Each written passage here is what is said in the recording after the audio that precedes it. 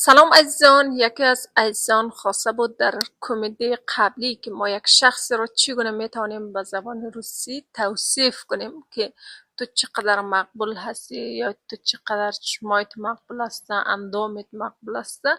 در ویدیو قبلی برای شما مکمل یک شخص را توصیف کردم. میتوانید که ویدیو قبلی را ببینید چگونه یک شخص را توصیف کنید به زبان روسی. اما امروز خواستن که یک شخص را ما برعکس بعد بگیم چگونه میتوانیم.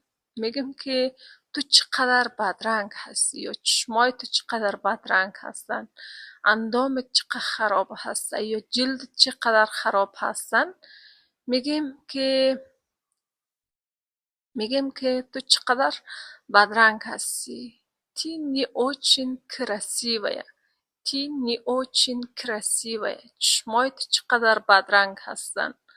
У тебя некрасивая глаза. У тебя некрасивая глаза. میگیم که چقدر جلدت خراب هستن. У тебя грязный кожа. У тебя грязный кожа. میگیم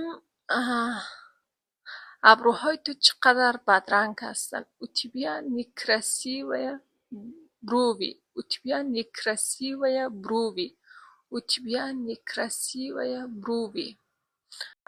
میگیم که چقدر اندامت خراب است، چاق هستی، یا که میگیم تو چقدر لاغر هستی.